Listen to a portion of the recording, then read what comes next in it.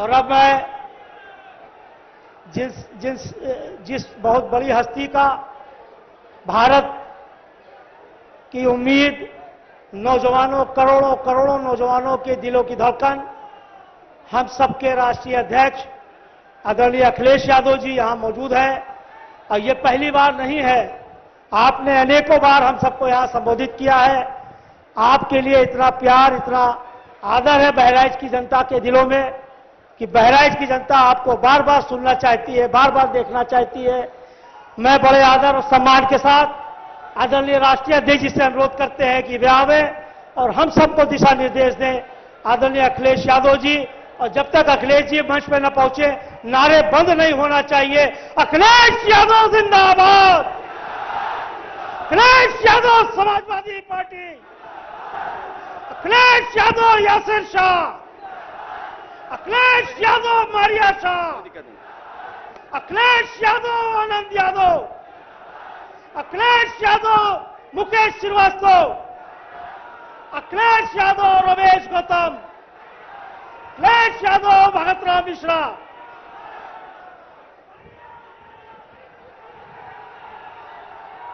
Samajwadi party के जिला अध्यक्ष रामहर्ष यादव जी, समाजवादी पार्टी के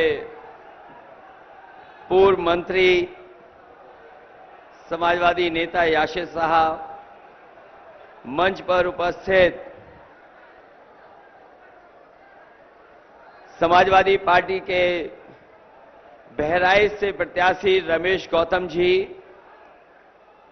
कैसरगंज समाजवादी पार्टी के प्रत्याशी पंडित भगत राम मिश्रा जी, गोंडा से समाजवादी पार्टी की और इंडिया गठबंधन की प्रत्याशी श्रीमती श्रेय वर्मा जी, मंच पर उपस्थित विधायक श्रीमती मारिया शाह, आनंद यादव जी, पूर्व मंत्री योगेश प्रताप जी, मुकेश श्रीवास्तव जी, हाजी इमरान खान साहब, पूर्व मंत्री बंशीधर बौद्ध जी, राष्ट्रीय अध्यक्ष महिला सभा जूही सिंह जी, पूर्व विधायक वैद्यनाथ दुबे जी, पूर्व अध्यक्ष विधायक रामतेज यादव जी, शब्बीर वाल्मीकि जी, पूर्व सिंह जी, अब्दुल मनान साहब, जफरुल्लाह खान साहब, अनिल यादव, देवेश मिश्री, लक्ष्मी नारायण, जयंकर सिंह जी, शकील मेघराजी जी से लेकर के धीरू सिंह जी से लेकर के बहुत समाजवादी नेता जो मंच पर उपस्थित हैं, कांग्रेस पार्टी के नेता, संगठन के सभी पदाधिकारी, इंडिया गठबंधन के सहयोगी, आप पार्टी के पदाधिकारी, और दूसरे मंच में मैं देख रहा हूं बहुत सारे हमारे समाजवादी जिम्मेदार नेता, जुग्गी से लेकर जुग्गी सिंह जी से लेकर के सभी हमारे कर्मठ, और इधर बाईं तरफ 6 तक जो हमें दिखाई दे रहे हैं सभी समाजवादी साथी, इस चुनावी जनसभा में उपस्थित हमारे आदरणीय बुजुर्ग, किसान भाई, माताएं, बहनें, नौजवान साथी और पत्रकार बंधुओं, मैं सबसे पहले और आसपास के आए बहुत बहुत धन्यवाद और आभार प्रकट करूंगा। जहां हमारा पंडाल में सभी लोग बैठे हैं, पूरा फुल है, वहीं हमें धूप और छाया में भी लोग खड़े दिखाई दे रहे हैं। जहां वो जो 400 पार का नारा वो भूल चुके हैं, अब 400 पार नारा दे नहीं पा रहे, उनकी हिम्मत नहीं हो रही है कि वो 400 पार का नारा दे दें। वैसे तो ये सरकार बीजेपी अपने आप को डबल इंजन की सरकार बोलती है। जहां जाते हैं भारतीय जनता पार्टी के लोग उत्तर प्रदेश में, अक्सर हमने और आपने सुना होगा वो ये कहते हैं कि डबल इंजन की सरकार है। अभी जब मैं पुलिस लाइन से और आपके बीच में आ रहा था तो मैंने बड़ी होर्डिंग देखी। वहां पर होर्डिंग पर जो लोग कहते थे डबल इंजन, उनका एक इंजन पहले से ही गायब है। और जो कह रहे हैं,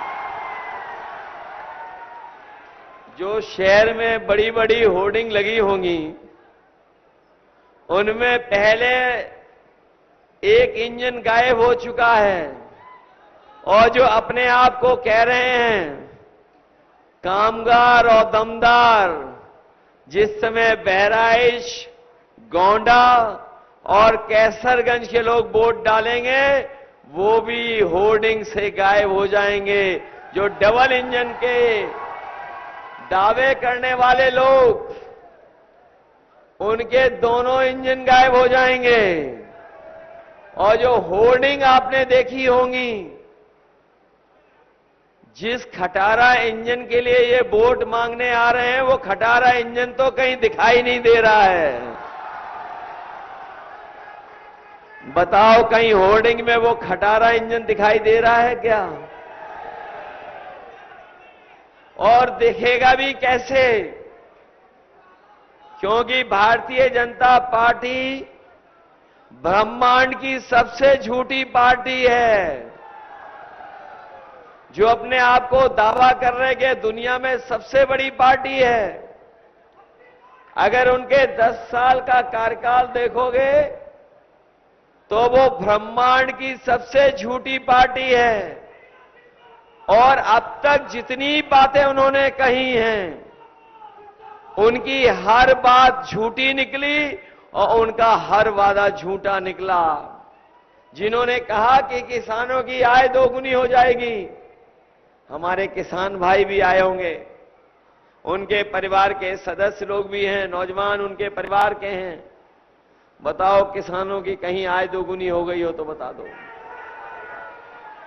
ना आय दोगुनी हुई, और महंगाई बढ़ा करके जो लागत बढ़ाई है, उससे हमारे किसान की आर्थिक स्थिति और खराब हो गई है। जिस समय सरकार को आगे आकर के मदद करनी चाहिए, उस समय सरकार ने किसानों को बाजार के ऊपर छोड़ दिया है। जो मुनाफा, जो लाभ उन्हें मिलना चाहिए था, सरकार नहीं दे रही है। हाल ही में जो फसल आपकी आई गेहूं की, अगर चाहती सरकार तो आपको ज्यादा कीमत दिलवा देती, आपको लाभकारी मूल्य दिला देती। लेकिन सरकार ने पूरा का पूरा आपको बाजार के भाव छोड़ दिया। ये सच है कि थोड़ा बहुत बाजार से लाभ मिल रहा है, लेकिन अगर सरकार चाहती तो शायद उससे ज्यादा मुनाफा हमारे किसानों को मिल जाता। जहां किसानों के साथ ये धोखा दे रहे हैं, वहीं हमारे किसान भाइयों को इन्होंने काले कानून लाकर के संकट में फंसा दिया था। मैं अपने किसानों को बधाई देना चाहता हूं कि एक एक किसान न केवल उत्तर प्रदेश बल्कि देश का इकट्ठा हो गया और दिल्ली जाकर के सरकार को घेर लिया। सालों साल बैठा रहा किसान, 1000 से ज्यादा किसान शहीद हो गया, लेकिन किसान नहीं हटा। किसान तब हटा वो दिल्ली से जब किसानों की मांग पूरी हो गई और तीनों काले कानून सरकार ने वापस ले लिए, तब किसान पीछे हटा। ये सरकार के साथ अन्याय करते रहे, दीवारें बनवा दी, आरसीसी की बोर्डर लगवा दिए, कीलें लगवा दी। अगर कोई ट्रैक्टर में जाकर के डीजल भरना चाहता था तो ये सरकार उसको डीजल नहीं भरती थी, क्योंकि ये दिल्ली ना चला जाए किसान। लेकिन मैं अपने किसानों को बधाई दूंगा कि इस आंदोलन को सफल बनाने के लिए हम अपने किसानों को आज ये भी भरोसा दिला रहे हैं कि जो आपकी लड़ाई रही है कि लाभकारी मूल्य आपको मिल जाए, कानूनी अधिकार एमएसपी का मिल जाए, हम आपको भरोसा दिला के जा रहे हैं। समाजवादी पार्टी और इंडिया गठबंधन ने तय किया है कि आने वाले समय में जब सरकार बनेगी तो हम अपने किसानों को लाभकारी मूल्य के साथ साथ उन्हें हम कानूनी अधिकार एमएसपी का दिलाने का काम करेंगे। न केवल एमएसपी का कानून अधिकार मिलेगा, इसके साथ साथ जिस तरीके से भारतीय जनता पार्टी ने बड़े बड़े उद्योगपतियों का कर्ज माफ किया, हमारे जागरूक लोग जानते होंगे, जब कर्ज माफ करने का फैसला भारतीय जनता पार्टी ने लिया तो उन्होंने नियम बनाया कि 5 करोड़ से ऊपर जिनका बैंकों का कर्ज है उनका कर्ज माफ हो जाएगा। ये बीजेपी के लोगों ने जानबूझ करके नियम बनाया, और नियम इसलिए बनाया कि वो किसानों का कर्ज माफ ना हो पाए। जो बड़े बड़े उद्योगपति थे जिनका 5 करोड़ से ऊपर बैंकों का कर्ज था, उनका 16 लाख करोड़ का कर्ज माफ कर दिया, 16 लाख करोड़ कर्ज माफ कर दिया। हमारा किसान जिसका केवल लाखों में कर्ज है, वो देखता रह गया, निराश हो गया। इस सरकार ने हमारे किसानों का, गरीबों का लाखों का कर्ज माफ नहीं किया।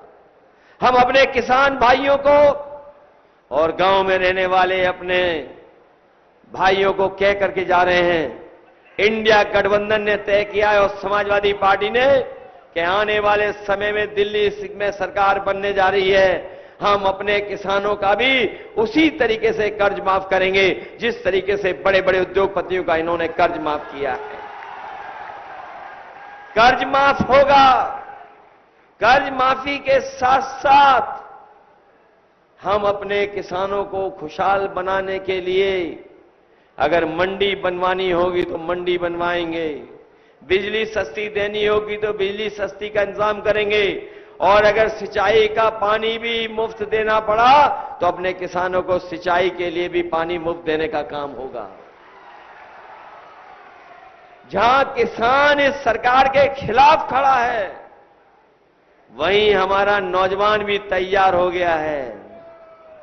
नौजवानों ने भी फैसला ले लिया है कि इस बार भारतीय जनता पार्टी की सरकार बचेगी नहीं, क्योंकि जितना धोखा किसानों को मिला है उससे कई गुना ज्यादा हमारे नौजवानों का भविष्य इन्होंने अंधकार में डाल दिया।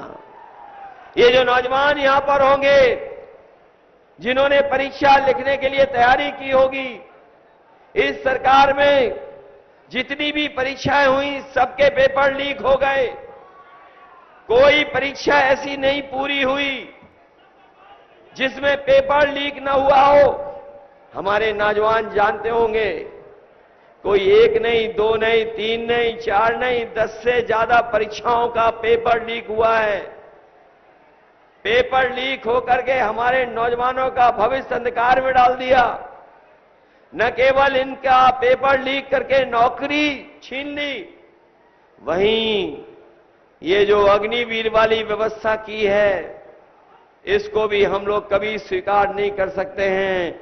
जहां हम लोग नौजवानों को भरोसा दिला रहे हैं कि आने वाले समय में जो सरकारी नौकरियां हैं 30 लाख वो तो दी जाएंगी, और जो अधूरी नौकरी है अग्निवीर की, इस अग्निवीर व्यवस्था को हमेशा हमेशा के लिए खत्म करने का काम करेंगे।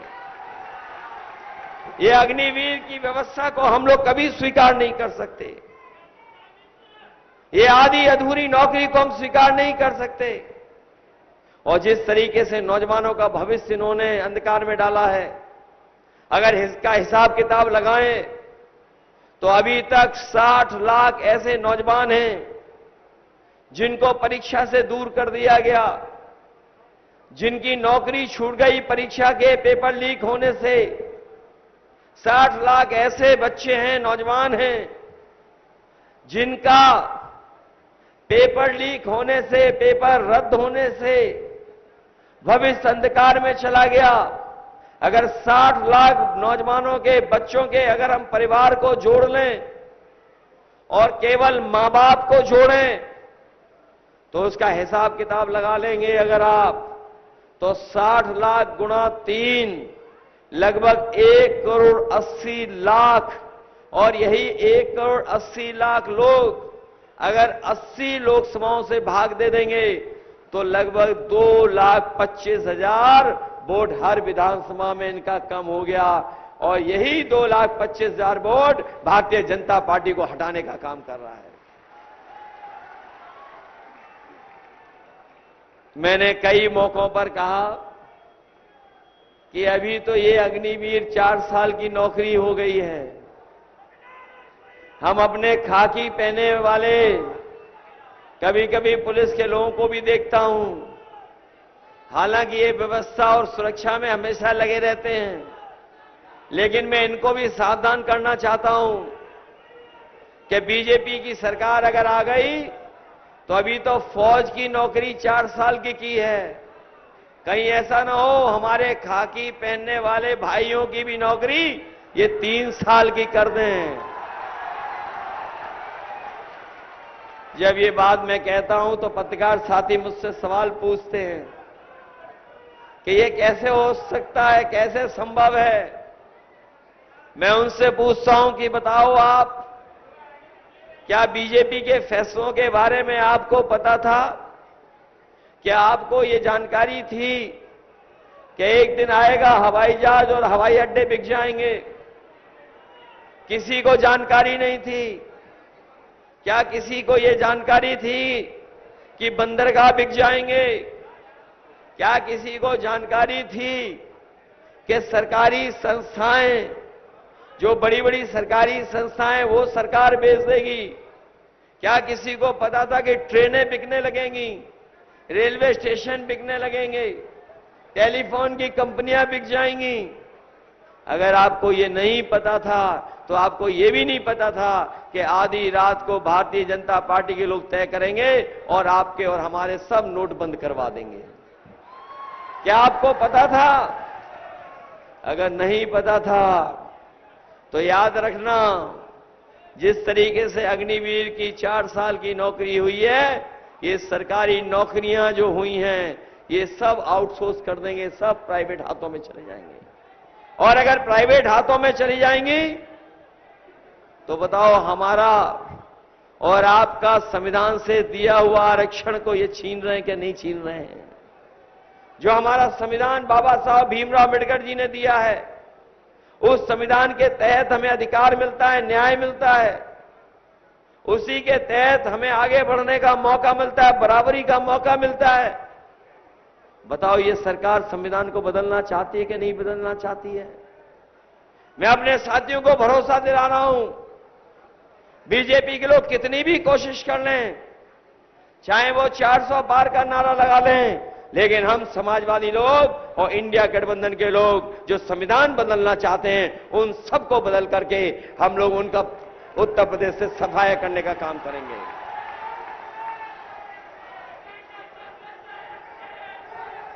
जहां ये संविधान पे हमला करने जा रहे हैं, वहीं बताओ महंगाई बढ़ा दी कि नहीं बढ़ा दी इन्होंने?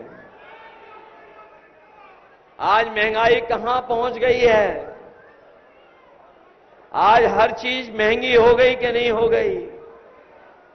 और ये हमारे नौजवान तो ज्यादा महसूस करते होंगे, जिन्होंने कभी मोटरसाइकिल 5 साल 10 साल पहले खरीदी होगी। बताओ मोटरसाइकिल की कीमत क्या थी आज से 5 साल पहले? क्या कीमत थी 5 साल पहले? और आज कीमत क्या है बताओ? पहले से दुगनी हो गई कि नहीं हो गई? आपका डीजल पेट्रोल महंगा हो गया कि नहीं हो गया? आपकी हर जरूरत की चीज महंगी कर दी इन्होंने। केवल यही नहीं महंगा किया है, इन बीजेपी के लोगों ने किसानों की बोरी से चोरी भी शुरू कर दी है। बोरी से चोरी शुरू हो गई कि नहीं हो गई?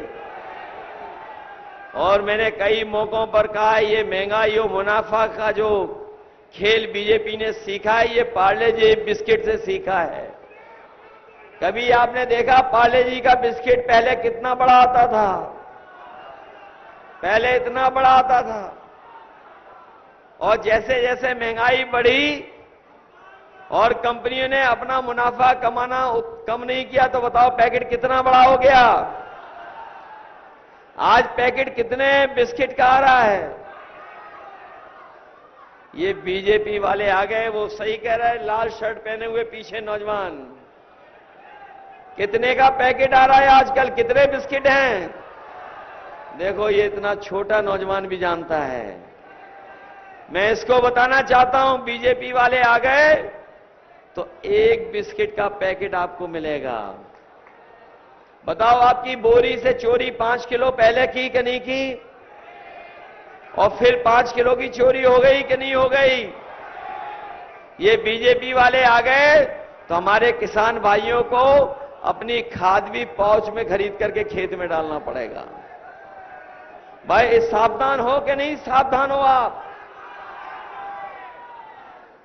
आपको सावधान रह करके बहुत समझदारी से फैसला लेना होगा, क्योंकि बीजेपी के लोग आजकल घबराए हुए हैं, और इतने घबराए हुए हैं कि वो अपने लोगों पर ही हमला करने लगे हैं। कल का भाषण सुना होगा आपने प्रधान सांसद जी का। अभी तक तो हमें, आपको और सबको बुरा वाला कहते थे,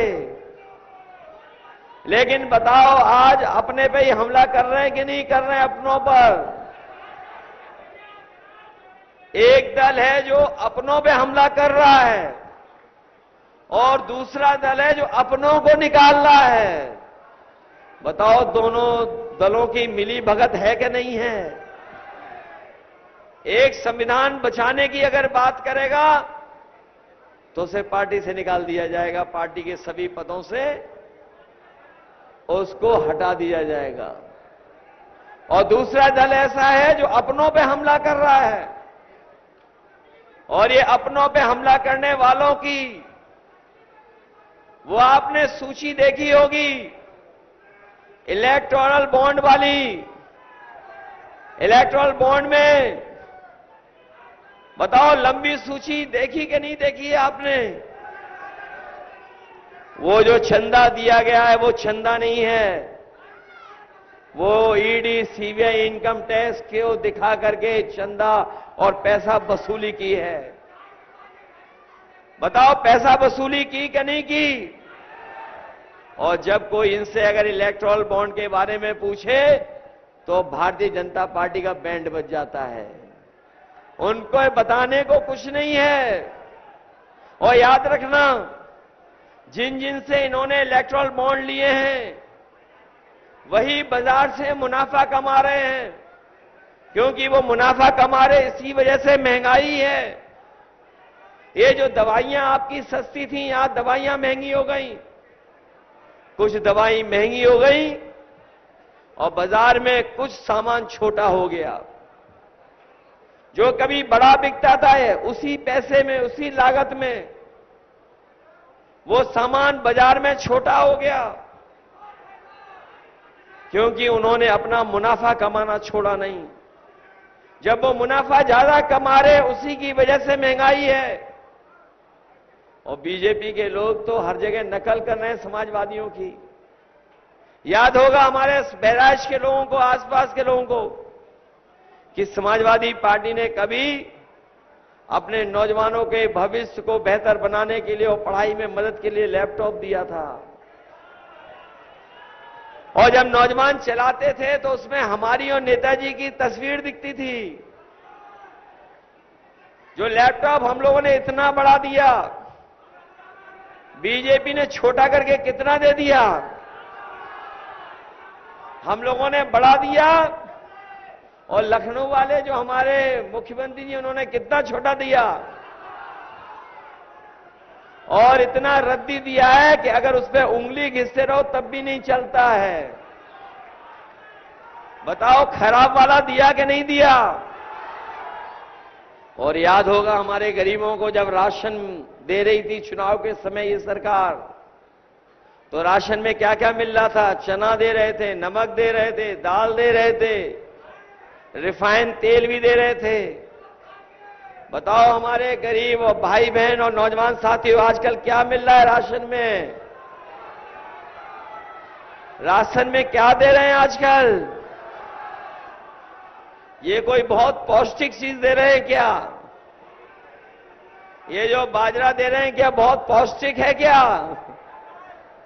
इसलिए अपने गरीबों को हम कह करके जा रहे हैं, भाई बहनों को, जो राशन मिल रहा है उसकी मात्रा बढ़ाएंगे। मात्रा बढ़ा करके गुणवत्ता को अच्छा करेंगे, गुणवत्ता का देंगे राशन, उसकी क्वालिटी अच्छी करेंगे। और क्वालिटी अच्छी के साथ साथ जिस तरह संपन्न लोग, बड़े बड़े लोग शहरों में पैकेट का आटा ले रहे हैं, जो कभी कभी पौष्टिक भी है, अपने गरीबों का स्वास्थ्य बेहतर हो, अपने गरीबों का, उनके बच्चों का भी स्वास्थ्य बेहतर हो, उसके लिए समाजवादी पार्टी ने तय किया है कि राशन की गुणवत्ता भी बेहतर करेंगे। और जिस तरीके से पैकेट बाजार में आटा मिलता है पौष्टिक पैकेट का आटा देते हुए हम लोग अपने तमाम गरीबों को डाटा फ्री भी देने का काम करेंगे। क्योंकि जितना जरूरी पौष्टिक भोजन है, उतना ही आज के समय पर डाटा जरूरी है। जो बड़े बड़े कंपनियां आई थी शुरू में बाजार में, उन्होंने डाटा फ्री दिया था और डाटा फ्री देकर के बाजार पे कब्जा कर लिया। आज बताओ, डाटा के नाम पर आपसे पैसा वसूला जा रहा है। इसलिए आटा के साथ साथ डाटा भी फ्री देने का काम करेंगे। हमारे भाइयों को याद होगा, ये सरकार ढूंढ ढूंढ करके वैक्सीन लगवा रही थी, कोई नहीं बचा जिसको वैक्सीन के साथ साथ अलग से एक डोज और न लगवा दिया हो सरकार ने। बहुत से कम लोग होंगे हमारे जैसे जिन्होंने वैक्सीन नहीं लगवाई। बताओ, जिन्होंने वैक्सीन लगवाई और जिन्हें जानकारी हो गई है कि अब तो वैक्सीन लगाने वालों की दिल की बीमारी हो रही है, वो सर्टिफिकेट देख करके क्या सोच रहे होंगे? सोचिए आप। जिन पर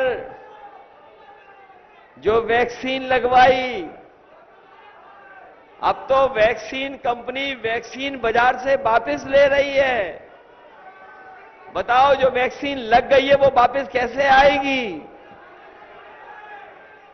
कोई तरीका है जो आ जाएगी? और जो दावा करते थे उन्होंने अपनी फोटो भी हटा ली धीरे से। फोटो ही नहीं हटाई। हमारे जागरूक लोग जानते होंगे, उन वैक्सीन कंपनियों से इन्होंने पैसा भी वसूला था। बताओ, पैसा वसूला कि नहीं वसूला? और हमारे गरीबों की जान खतरे में डाल दी। इसलिए सावधान है कि नहीं है आप लोग? इसलिए आपसे हम विशेष अपील करने आए हैं। इस सरकार ने केवल धोखा दिया है, झूठ बोल करके सरकार बनाई है। इन्होंने इलेक्टोरल बॉन्ड के नाम पर लूट की है, महंगाई बढ़ा करके लूट की है। और चाहे वो हमारे शिक्षा मित्र हों, चाहे हमारे ब्लॉक लेवल फैसिलिटेटर हों, और चाहे 69,000 वाले हमारे नौजवान हैं जो आरक्षण को लेकर के धरना प्रदर्शन करते रहे हों, चाहे पुलिस भर्ती वाले हों, चाहे शिक्षक हों, चाहे हमारे नौजवान वो जो परीक्षा रद्द होने से जिनका भविष्य अंधकार में चला गया। मैं अपने नौजवानों से कहना चाहता हूं, इन्होंने नौकरी नहीं आपसे छीनी है। 10 साल से मैं आपके 1/3 जीवन बर्बाद कर दिया और कोई जगह सुरक्षित नहीं है। न सड़कें सुरक्षित हैं खुले जानवर से, न खेत सुरक्षित हैं, और जंगल से भी जानवर आ रहे हैं और हमारे तमाम लोगों की जान जा चुकी है। मैं अपने इस तमाम लोगों को भरोसा दिला के जा रहा हूं कि जिस तरीके से समाजवादियों ने विकास करने का काम किया था, चाहे वो एम्बुलेंस देने का काम हुआ हो, चाहे पुलिस को 100 नंबर जो आज 112 है जो व्यवस्था दी हो, चाहे मेडिकल कॉलेज, ट्रॉमा सेंटर, सड़कें, पुल, ये तमाम विकास के काम समाजवादियों ने किए थे। जिन कामों को रोकने का काम अगर कोई कर रहा है तो भारतीय जनता पार्टी के लोग कर रहे हैं। मैं अपने तमाम साथियों को कहना चाहता हूं, बहुत सारी प्राइवेट संस्थाओं में भी गरीबों का पैसा उलझा हुआ है। हम लोग आपको भरोसा दिलाते हैं कि जहां किसी भी कंपनी में अगर पैसा फंसा होगा तो हम आपकी मदद करने का काम करेंगे। मदद करके आपके और आपके परिवारों का जो जमा पूंजी है उसको वापस दिलाने का काम करेंगे। इसलिए आप सबसे मैं निवेदन करने आया हूं, जहां समाजवादी पार्टी के प्रत्याशी रमेश गौतम जी हैं, पिछली बार तो आप थोड़े वोटों से चूक गए विधानसभाएं। बताओ याशिर बहुत कम वोटों से रह गए कि नहीं रह गए थे? अगर हमारे नौजवान और समाजवादी पार्टी के कार्यकर्ता बूथ पर अपना बूथ की रक्षा कर करके अगर वोट अच्छा पड़वा देते तो आज आपकी सरकार होती। इसलिए अपने समाजवादियों साथियों से कह रहे हैं, ये चुनाव हमारे आपके भविष्य का तो है ही है, लेकिन आने वाली पीढ़ी के भविष्य का भी चुनाव है। जहां एक बार कभी समुद्र मंथन हुआ था, ये संविधान मंथन का चुनाव है। एक तरफ वो लोग हैं जो संविधान को हटाना चाहते हैं, संविधान को बदलना चाहते हैं, दूसरी तरफ हम समाजवादी और इंडिया गठबंधन के लोग हैं जो संविधान को बचाना चाहते हैं, बाबा साहब भीमराव अम्बेडकर जी का संविधान को रक्षा करना चाहते हैं। इसलिए अपने बूथ पर बूथ रक्षक बन के काम करना पड़ेगा। इधर चुनाव आपने देखा होगा कि जहां समाजवादियों का ज्यादा वोट है वहां पर अलग तरीके से तैयारी कर रहे हैं। अभी तक तो ये होता था कि ज्यादा से ज्यादा लोग वोट डालने जाएं, उसके लिए इलेक्शन कमीशन और प्रशासन काम करता था। लेकिन इधर हम लोगों ने देखा है कि जब से भारतीय जनता पार्टी को जनता हरा रही है, प्रशासन और तमाम संस्थाएं ये प्रयास कर रही हैं कि ये वोट बूथ तक ना पहुंच पाए। इसलिए बहराइच के लोगों से मैं कहना चाहता हूं कि जहां हमारा कार्यकर्ता बूथ का रक्षक बन के काम करेगा, कहीं ऐसा तो नहीं आप वोट डालने से घबरा जाओगे? वोट डालने से तो नहीं घबराओगे? आपको कोई भी रास्ता बनाना पड़े, बूथ तक जाओगे कि नहीं जाओगे? आपको बूथ तक पहुंच करके वोट डालना पड़ेगा, तभी ये भारतीय जनता पार्टी की सरकार उत्तर प्रदेश और देश से हटेगी। इसलिए हटाओगे, बीजेपी हटेगी तो नौकरी मिलेगी, बीजेपी हटेगी तो हमारा संविधान बचेगा, और संविधान बचेगा तो हमारा आपका सम्मान बचेगा। यही संविधान है जो हमें और आपको अधिकार दिलाता है, यही संविधान है जो हमारी संजीवनी है। इसलिए जहां आने वाली पीढ़ी के भविष्य का चुनाव है, वहीं ये संविधान बचाने का और आरक्षण बचाने का भी चुनाव है। हम तमाम अपने साथियों को कहना चाहते हैं जो समय समय पर मांग करते हैं कि हमें इस सूची में शामिल कर दिया जाए, हमें इधर शामिल कर दिया जाए। हम अपने सभी लोग कह के जा रहे हैं, समाजवादी पार्टी और इंडिया गठबंधन ये मानती है कि जाति जनगणना हो और जनगणना के साथ साथ आबादी के हिसाब से सभी को हक और सम्मान मिल जाए, उस दिशा में हम लोग काम करेंगे। इन्हीं शब्दों के साथ हम अपनी पार्टी के तीनों प्रत्याशी रमेश गौतम जी जो बहराइच से लड़ रहे हैं, उनकी मदद करने का काम करना। दूसरे हमारे प्रत्याशी पंडित भगत राम मिश्रा जी हैं, जो कैसरगंज से चुनाव लड़ रहे हैं। ये कैसरगंज का चुनाव न केवल देश दुनिया देख रही है, ये कैसरगंज का चुनाव पूरी दुनिया देख रही है। बताओ, हमारे समाजवादी पार्टी के प्रत्याशी पंडित भगत राम मिश्रा जी की मदद करना। वहीं गोंडा से समाजवादी पार्टी की प्रत्याशी श्रेया वर्मा जी लड़ रही हैं। जहां आप इन दोनों की मदद कर रहे हैं, वहीं आप लोग गोंडा से श्रेया वर्मा जी को भी अच्छे वोटों से जिताने का काम करना। यही निवेदन, यही अपील मैं आप सबसे करने आया हूं। मुझे पूरा भरोसा है कि आप सब लोग मिलकर के हमारी मदद करेंगे और ऐतिहासिक वोट देकर के ऐतिहासिक परिणाम देंगे। जो हवा चल रही है बदलाव की, उस बदलाव को लाने का काम करेंगे। ये दिल्ली वाले वो लोग हैं जो संविधान और हमारे अधिकारों को छीनना चाहते हैं। इन लोगों को हटा करके संविधान और अपने अधिकारों की रक्षा करना। बहुत बहुत धन्यवाद और बहुत बहुत बधाई देता हूं मैं आपको।